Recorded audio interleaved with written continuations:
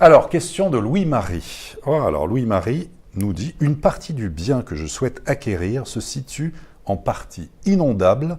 De quel pourcentage puis-je faire baisser le prix ?»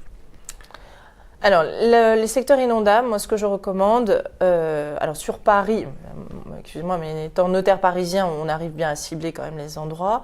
Lorsque on est dans un secteur inondable, moi, ce que je recommande, c'est d'aller à la mairie pour avoir le plan de situation d'inondation. Et là, honnêtement, tous les services urbanisme auxquels vous avez libre accès vous donnent les dangers, les risques d'immersion, disons-le, nous, la cartographie parisienne, elle date de 1910, donc voilà, on n'est pas très inquiet.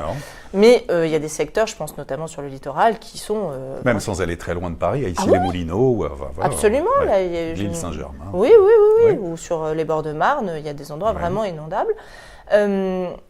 Moi, je ne suis pas non plus agent immobilier, mais il est vrai qu'il y a une tranche enfin, il y a un pourcentage de négociation au vu des réparations que vous allez malheureusement, je parle au niveau de l'isolation, être obligé de refaire, pas de façon quasi annuelle, mais en tout cas triennale ou quinquennale. Et ça se budgétise et ça fait partie du prix. Oui, alors ce qu'on peut dire, Élodie, c'est qu'il n'y a pas vraiment de grille légale, en tout cas pour faire baisser les prix, mais il y a des signes qui peuvent montrer qu'un bien immobilier est négociable. Alors plusieurs, il y a le bien qui est surcoté comparé au prix du marché, ça on peut négocier. Le bien est mis en vente depuis plus de 3 mois. Ça c'est un signe, quand vous voyez sur un site internet, ça fait 3 mois qu'il est là, qu'il y a toujours cette maison, ça c'est un signe que vous pouvez demander à baisser le prix.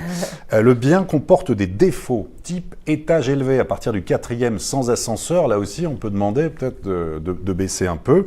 Des nuisances, pas lumineux, le logement a besoin d'être rénové, alors typiquement là aussi on peut dire, attendez vous êtes un peu gourmand, et puis la performance énergétique, c'est important aussi, tout ce qui est vert, de l'habitat qui est au plus bas, typiquement les étiquettes énergiques F et G, ça veut dire qu'il y aura des travaux derrière.